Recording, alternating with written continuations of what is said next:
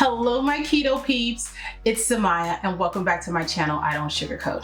Today, I've got a fun little recipe I want to share with you guys. It's something that I call lazy disc bread.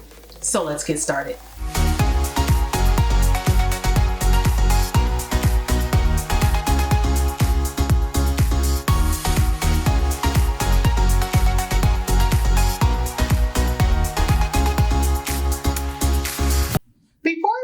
Today's video is sponsored by Wholesome Provision. They're a company located right here in the US and they specialize in making keto-friendly and low-carb products. Check out their website today and browse through their list of products. They have some amazing stuff. A lot of things for the low-carb cook needs, such as Lupin Flour and sweeteners and low-carb chocolate chips, to their pre-made stuff, just in case you don't have a lot of time to bake. I will leave the link for their website in the description of today's video. Now let's jump into this recipe. To begin, we are going to need a food processor. And I like to do this in a food processor because it just makes the whole idea of this bread being lazy and quick. So I use a food processor because it's going to get it done so much faster. Now, to give you a quick little story behind this bread while I struggle to open this lid here. I was one day wanting some crackers and I didn't have any made. And so I didn't have any bread either. And I was looking to eat some hummus and I'm like, geez, what am I gonna do? And so I was like, you know what? Let me see if I can just whip together a quick flat bread that can be something in between a bread and a cracker. I wanted it to still be a little soft, but firm enough to hold a dip. And so this just kind of came about by accident. And I absolutely love it. And I'm gonna share it with you guys today. And I hope you'll end up loving it too. So we are gonna start off with 1/3 cup of Lupin flour. To this, I'm gonna be adding 1/3 cup of some wheat protein isolate, the 8,000 version. And you can use the 5,500 version, but it does have more protein, so you're gonna wanna keep that in mind. To this, I'm gonna be adding 1/3 cup of some oat fiber. And now, in my little bowl here, I have half a teaspoon of salt. I have 1/8 teaspoon of some Xanthan Gum. I have 1/16 teaspoon of some Ascorbic Acid. And I use that because I want to keep these fresh for as long as possible. I don't want to have to be in a rush to eat them if I don't, maybe I don't want to eat some the next day or something like that. So this just helps to keep them fresher longer. So that is totally an optional ingredient. You don't have to add that. And then I have 1.5 teaspoons of some baking powder. Now I am going to give this a quick pulse just to mix up all my dry ingredients before going in to add the wet. Okay, now that that's all added, I'm going to be adding in 2 tablespoons of some cold cubed butter. And we're just going to add that right on in and just pulse it until it gets all nice and mixed into the dough and becomes crumbly. And then I'm going to turn it on and let it run as I slowly add in 3/4 cup of some non-dairy milk. I'm using cashew milk here, but you can use whatever kind you like. Okay, so you want to stop it as soon as you get a nice ball of dough. So I used only 1/2 cup of my milk. So stop it as soon as you see that ball of dough form, which is going to be around 1/2 cup. But if you need to add a little more liquid, then go ahead. Now I'm going to take my dough out of here. And the dough is going to feel a little tacky, not quite sticky. As you can see, it's not sticking to my hands, but it feels a little tacky. And that's fine. That's exactly what we want. All right. And so now what I want to do is I want to go ahead and weigh my dough, and I want to divide this up into 6 equal parts.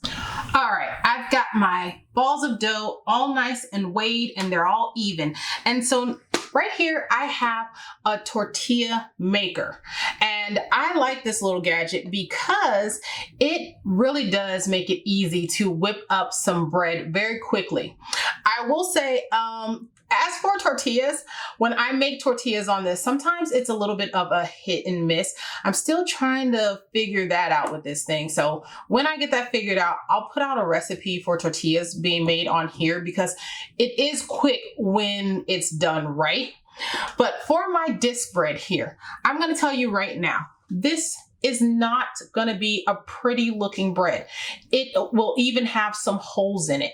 The point of this bread is meant to be quick and easy, so that way you can go from having raw ingredients to eating your dip in 15-20 minutes top. So I love this little thing for that. Now, if you don't want to purchase this, the best alternative that I can give you is to use a skillet. I would suggest you roll out your balls of dough to about the shape that you want them, and then to buy one of those hamburger press, which would be a little bit cheaper than purchasing this. And you can cook it in a skillet, put that press on it because you're going to want to have it compressed. So that way it will turn out as a disc. So that is the best alternative that I can offer if you don't want to buy one of these. Now I'm going to show you how this is done. So I've got this preheating and it's in between the minimum and the maximum. So I would say it's about medium. So I would suggest not cooking it higher than medium to medium high heat. All right. And then I'm going to flatten this out some. Now this is already non-stick. Sometimes I will brush it with a little bit of oil, but I don't think I'll need to do that today. And so I'm just going to go ahead and place my dough on this, and you're going to want to gently press down.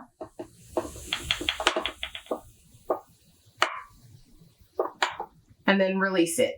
Like I said, it's gonna have some holes, and that is fine. I eat this way all the time. I do like to do one little flip, and I just press into it. I don't even close the lid, just to make sure I'm getting any extra moisture. And then I'm gonna take this off, and it's as simple as that. That's it. And it's really thin. It feels soft right now, but that's gonna crisp up, you guys, and it's gonna be perfect. And I should probably put this on a different plate because this plate is kind of indented and I want it to be super flat. So I'm gonna get a different plate and I'm gonna continue to make these, and when I'm all done, I'm gonna show you what's next. All right, there you have it. This is my lazy disc bread, you guys. And as you can see, it's flat like a disc. There are some holes in it, as I said, but that is manageable. It's a little bit, you know, you can control it a little bit just by simply applying less pressure. When you make them, it'll make you have less holes, but the bread will be thicker. And depending on what type of texture you're going for, depends on how long you will have to cook these. Usually, I like to make them somewhere between firm and crispy, depending on what type of dip I'm going to use it for. And sometimes I make a combination. So this is kind of soft. As you can see, it's kind of got some wiggle versus this one. So this is what I mean by crispy. There's no wiggle. It's just that. And this is what I mean by firm, because I stick these in the refrigerator later and they firm up really well, but they still have sort of a soft texture to them.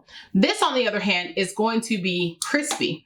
And I like this for dips that need to be a little bit stronger. So what I like to do now is, and you're going to want to be careful with this, I like to just try to cut it with some kitchen shears to make, oh, look, a piece totally fell off, but that's fine. To make like whatever shape I'm going for. So usually I just do it with like triangles or something like that.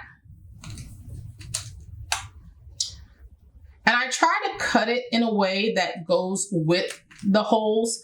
So, you know, it just kind of depends. Okay, and that's pretty much it. This is pretty much how I make it. It's not meant to be symmetrical or anything like that. It's just meant to be delicious and edible. And so what I like to do with this now is I like to take one and eat it with some hummus or any other kind of dip I may have on hand. And in my next video, or you may have watched it before this one, but if you didn't, I will leave a link for it in, I think, this corner. I always forget. I'll leave a link for the video for my hummus, so you guys can make both of these, because I'm telling you, they are fantastic on their own, but they are super great together.